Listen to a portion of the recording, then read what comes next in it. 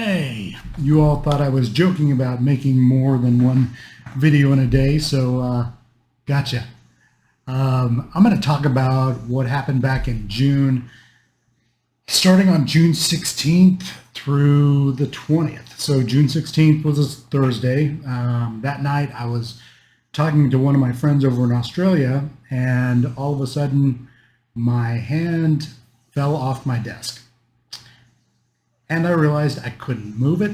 I had no motor control.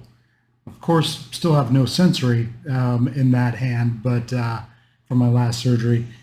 But I had no ability to move my hand back up onto my desk, which was crazy to me. And my friend noticed that the left side of my face had started to droop, and I was thinking, well, this has happened before.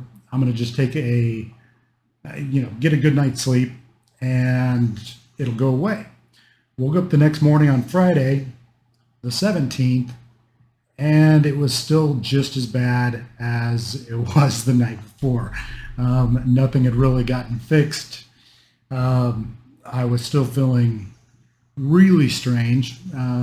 Jumped on a call with one of my coworkers and was telling her about what was going on and said, well, I think I'm going to drive myself to the hospital. She was like, no, don't drive yourself to the hospital. Call 911. I'm like, oh, yeah, I guess I can do that. So I called 911. The ambulance came, picked me up. They did some testing, realized that I did still have facial droop in the left side of my face. They were worried that it was a potential stroke, and I had contacted my neuro-oncologist that morning. That's what she was worried about as well. So I went over to a Cedar Park Regional Medical Center, which is a tier 1, tier 2 stroke center, and spent from about 8 o'clock in the morning until 10 o'clock that night, I think, over at in the hospital getting all sorts of tests. Got a CT, got an MRI. Now, luckily, they didn't find any stroke activity in my brain after all the tests. But it was definitely uncomfortable, and I had a massive splitting headache, which my neuro and the doctor there were telling me that, well, that shouldn't happen with a stroke or with a seizure, because that was the next thing that they were going to try to rule out was seizure activity. And so my neuro-onc decided, you know what, she wanted me up in Dallas.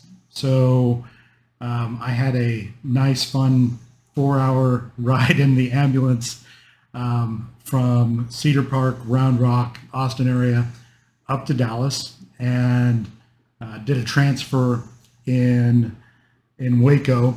And if you've ever ridden in the back of an ambulance, it is no fun, especially when you have a splitting headache that seems to come and go with any of the dips or bumps that you're experiencing along the way.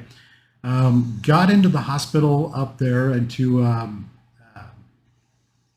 Medical City, Dallas at about 4 o'clock in the morning, I believe, and got admitted to the neuro ICU floor for seizure monitoring.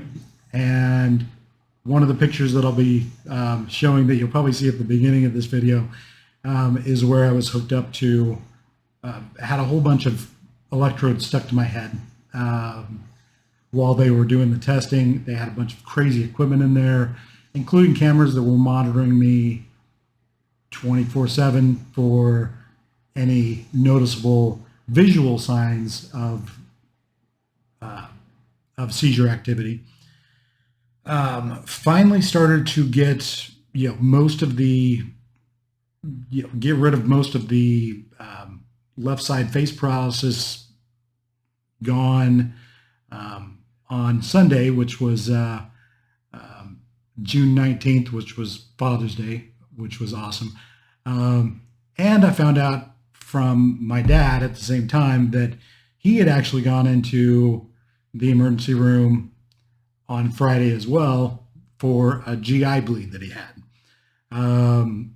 And so both of us were in the hospital in the emergency rooms from basically he was in longer than I was. I think he got out on Monday evening. I ended up getting out on Monday morning, and getting on a bus and heading back to Cedar Park after I met up with one of my friends, Gabe Matheny and his wife, up in Dallas for lunch. He's actually a fellow brain cancer survivor as well. So that was actually nice, but it was so dang hot. I had my MRI on Monday morning, and nothing there. They didn't detect any seizure activity while I was being monitored. So we don't really know what's going on with this. But from my MRI, it did look like the chemotherapy was working, is working. I'll have a little bit more in another video that I'm doing today on that. And so good news on that front.